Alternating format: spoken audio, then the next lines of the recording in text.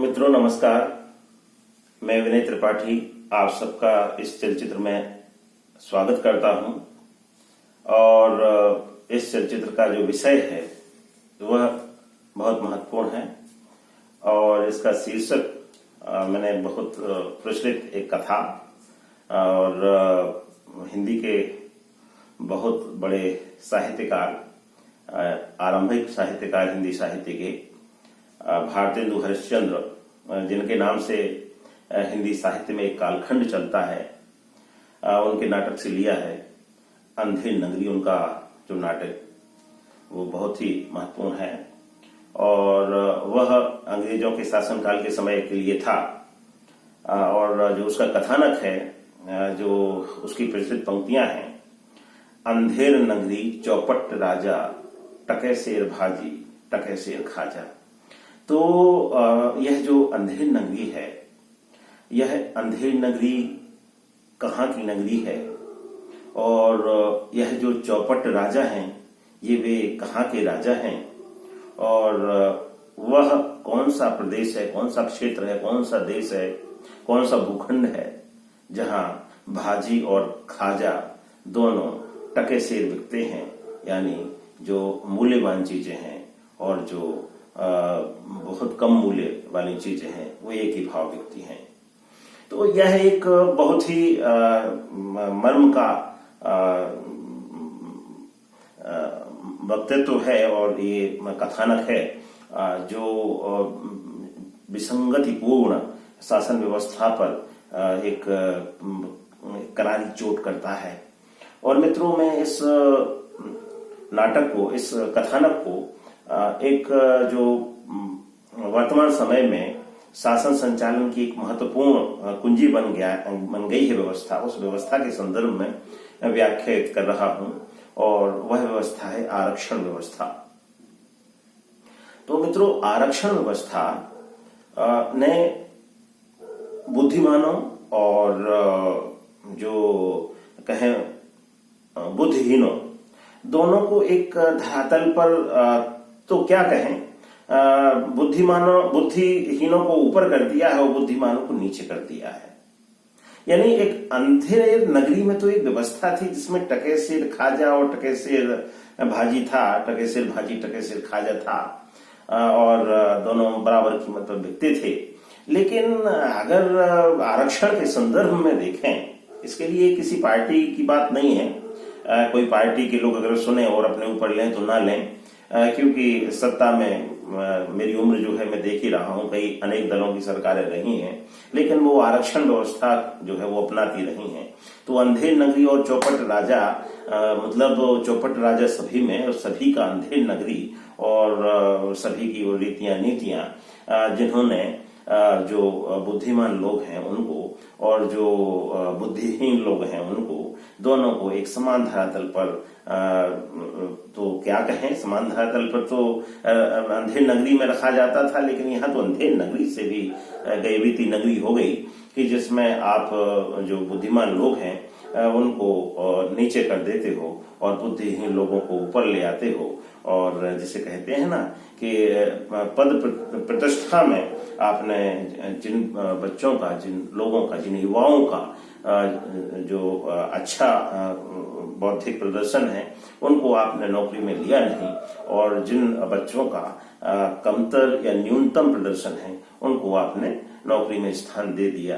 तो यह एक बहुत ही विसंगतिपूर्ण, एक बहुत ही विचित्र और एक बहुत ही अन्यायपूर्ण व्यवस्था हो गई, जिस व्यवस्था की ओर समय समय पर विद्वज्जन ध्यान दिलाते रहे हैं और जो चिंतनशील लोग हैं उनका यह कर्तव्य भी है कि एक जिसे कहे ना निरक्षीर विवेक के साथ अपनी बात रखें और अपनी बात को जो देश के जिसे कहते हैं ना कि जिनके पास निर्णायक शक्ति है, जो एक निर्णयकारी भूमिका निभाते हैं, उन तक अपनी बात रखने का प्रयास करे। क्यों? क्योंकि जो चिंतनशील पक्ष है, जो बौद्धिक पक्ष है, जो सोचने समझने वाला पक्ष है, जो रचनाधर्मी पक्ष है, वह रचनाधर्मी होता है, वह चिंतनशील होता है, वह बौद्धिक अवदान देने वाला होता है, लेकिन उसको क्रियान्वित करने वाला, उसको व्यवहार में उतारने वाला एक दूसरा पक्ष होता है। यह प्रकृति का ही स्वभाव है। इसलिए मित्रों, जो हमारी भूमिका है, मतलब एक जो बौद्धिक लोग हैं, जिसे हम सोचते समझते हैं, लिखते पढ़ते हैं, अपनी बात रखने का प्रयास करते हैं, तो हमारा उद्देश्य, हमारा कर्तव्य है कि सही बात को आपके सम्मुख रख देना। मानना ना मानना आपका स्वभाव है, आपका विवेक है, आपका निर्णय है, लेकिन मित्रों हम सही कहना हमारा कर्तव्य है। तो हम सही बात कह रहे हैं कि जो ये आरक्षण व्यवस्था है, आरक्षण व्यवस्था अंधे नगरी के शासन से भी बुरी व्यवस्था है।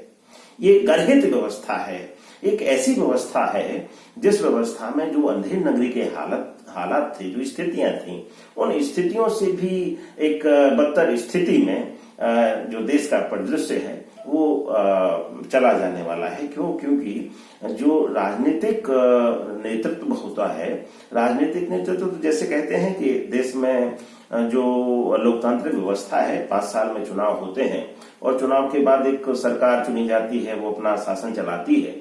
और यह संभव हुआ है जैसा कि एक व्यक्ति अनेक बार प्रधानमंत्री बन जाते हैं और 2-3 बार भी प्रधानमंत्री बन जाते हैं, तो स्वाभाविक है देश की जनता जिनको चाहेगी वो देश का नेतृत्व करेंगे, जिनमें योग्यता होगी उस समय की स्थितियों के अनुसार वो देश का नेतृत्व करेंगे।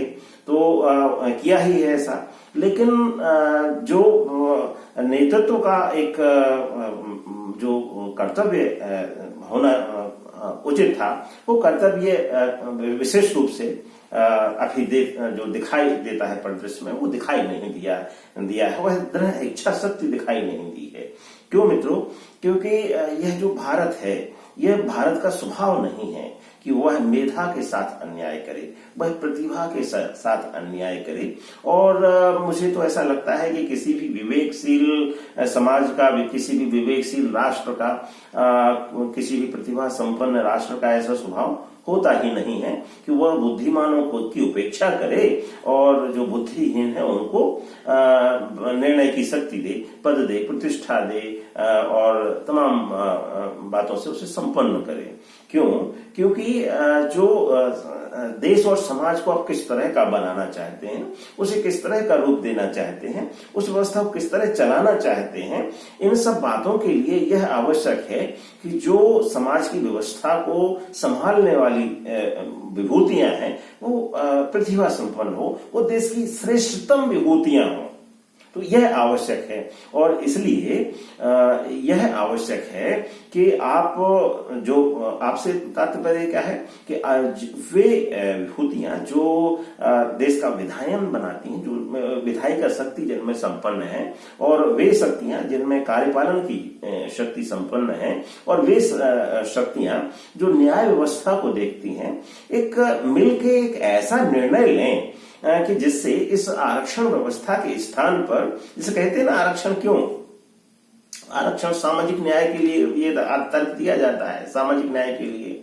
और ये जो आरक्षण व्यवस्था है वो कहते हैं ना, वो साम्यवादी व्यवस्था, उस मूर्खतापूर्ण व्यवस्था से कहीं निकल के आई हुई चीज है कि साम्यवादी व्यवस्था यानी आप सबको एक समान धरातल पर लाने की कोशिश करते हो, और एक राजनीतिक चिंतन है, एक सामाजिक चिंतन है।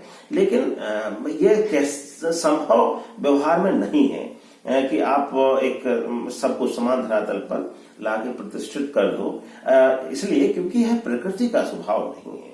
प्रकृति के विपरीत आप एक सीमा तक जा सकते हैं, लेकिन उससे आगे आप नहीं जा सकते, और अगर जाएंगे तो फिर उसका बहुत ही जिसे कहेंगे आपका बहुत ही खराब इसका प्रभाव आपको देखने को मिलेगा। तो मित्रों, जो प्रकृति का स्वभाव है वो क्या है?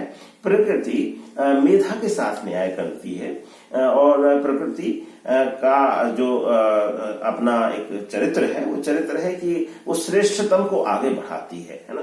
तो निश्चित रूप से जो कमजोर है उनको एक विशेष प्रकार का जहां जरूरत हो वहां सहयोग मिलना चाहिए, लेकिन वो सहयोग अन्यायपूर्ण नहीं होना चाहिए कि जैसे आपने प्रतिभाशाली को किनारे कर दिया और कम प्रतिभाशाली को प्रतिष्ठित कर दिया, या जिसे कहते हैं ना, आजकल एक और बहुत प्रवृत्ति चल रही है कि आप जो सनातन मूल्य है, सनातन व्यवस्था है, सामाजिक जो व्यवस्था है, उस व्यवस्था के प्रति एक विद्रोह का आग्रह चल रहा है। और उस समूचे जो ये आग्रह के लिए बहुत समय से प्रयास आप होते हुए देख सकते हैं, जान सकते हैं। इतिहास का जो विद्यार्थी वो जानता है कि किस तरह से समूचे जो सनातन व्यवस्था है उसके लिए किस तरह से उसको तोड़ने के लिए आज से नहीं बल्कि सदियों से प्रयास होते रहे हैं। और उन प्रयासों की एक फलश्रुति आपको कहीं ना कहीं होती हुई ये दिखाई देती है, और इस रूप में दिखाई देती है कि बहुत सारे लोग अनर्गल प्रलाप से आप कह सकते हैं वो करते हुए दिखाई देते हैं, यद्यपि वे तथ्यों को नहीं जानते और वास्तविकता को नहीं जानते। क्योंकि अगर आप सनातन मूल्यों को अपनाते हो, सनातन व्यवस्था को अपनाते हो, तो उसमें कहीं आरक्षण जैसी चीज के लिए आवश्यकता ही नहीं है, जगह ही नहीं है, क्योंकि वहां प्रतिभा के साथ न्याय है। वहां आपके जो बौद्धिक वैभव है, जो आपका शारीरिक वैभव है, उसके साथ न्याय है। इसलिए मैं एक आग्रह व्यक्तिगत रूप से भी आग्रह करने का एक नागरिक के रूप में अधिकारी हूं, और आग्रह मैं करता रहा हूं, करूंगा कि जो आरक्षण है, आरक्षण को तो बिल्कुल समाप्त ही कर देना चाहिए। और इसलिए समाप्त कर देना चाहिए कि उसके स्थान पर बहुत सारे ऐसे काम किए जा सकते हैं जिससे जो पद दलित है, जो वंचित है, जो कुंठित है, जो पीड़ित है, उसको समान अवसर मिले। और वो समान अवसर से तात्पर्य क्या है कि जो एक वातावरण है, उस वातावरण में उसे विकास के लिए अवसर मिलने चाहिए, उसके विकास के लिए किसी तरह का भेदभाव ना उससे बढ़ता जाए। ये तो आरक्षण तो भेदभाव ही हो गया ना, तो ये तो भेदभाव ही हो गया कि आपने उसको अनुचित रूप से पद में प्रतिष्ठित कर दिया, और वो उस योग्य था नहीं, और आपने उसको बिठा दिया। जैसे कि आपने 95% वाले को बिठाया नहीं और आपने 30% वाले को बिठा दिया, तो यह अन्याय हो गया। 30% वाले के साथ भी अन्याय हो गया, और 98% वाले, 95%, 90% वाले के साथ भी अन्याय हो गया।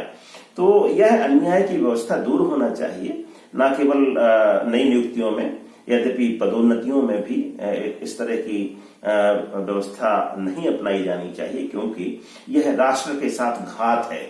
और जो नेतृत्व इस तरह की व्यवस्था को अपना रहा है वह राष्ट्र के साथ घात ही कर रहा है। क्यों? क्योंकि आने वाले समय में जो इस तरह के लोग पदों पर रहेंगे वो किस तरह से शासन संचालन करेंगे, किस तरह से व्यवस्थाओं को देखेंगे और किस तरह से व्यवस्थाएं चलाएंगे। क्योंकि आप तो 5 साल बाद, 10 साल बाद, 15 साल बाद सत्ता में रहोगे नहीं, लेकिन अभी तो 30, 35, 40 साल उस पद पर रहने वाले लोग हैं, रहेंगे, क्योंकि नियुक्तियां लंबे समय के लिए होती हैं। तो मित्रों, जो वर्तमान नेतृत्व है देश का बहुत ही चिंतनशील और मेधा संपन्न है और बहुत ही योग्य नेतृत्व है। देश और समाज का नेतृत्व भी वर्तमान समय में बहुत ही प्रज्ञा से संपन्न है। प्रतिपक्षी दलों का भी आग्रह मुझे ऐसा लगता है कि बात को समझेंगे तो सत्ता पक्ष का सहयोग ही करेंगे। इसलिए सबसे मेरा विनम्र हाथ जोड़कर निवेदन है कि आरक्षण से सनातन भारत को मुक्ति दिलावें, और जो देश की 1 अरब 40 करोड़ जनसंख्या है उसके लिए सनातन मूल्य पर एक ऐसी व्यवस्था को रूप देवें जिससे किसी के साथ किसी भी प्रकार का अन्याय न हो, और सबको विकास के अवसर मिलें, सबको अपनी मेधा के अनुसार आगे बढ़ने के अवसर मिलें, और देश अपने वैभव की ओर बढ़े और देश के लोग अपने सुखी जीवन की ओर बढ़े, अपने सर्वांगीण विकास की ओर बढ़े। मित्रों, आज के इस चलचित्र में इतना ही। मेरी बातों के मन को समझिएगा। इस चैनल को सब्सक्राइब ना किया हो तो कर लीजिएगा। जो यह चलचित्र है इसको पसंद कीजिएगा, लाइक कीजिएगा, टिप्पणी में अपना मत अभिव्यक्त कीजिएगा, और जो आपकी रचनात्मक बातें हैं उनको मैं अवश्य पढ़ूंगा और उनसे प्रेरणा भी लूंगा। मित्रों, आप सबको नमस्कार। अपने लोगों का ध्यान रखें, अपना ध्यान रखें और अपने परिवारजनों का ध्यान रखें। आप अपने आप को मूल्यवान समझें, महत्वपूर्ण समझें और देश के विकास के लिए सदा यत्नशील रहें। नमस्कार।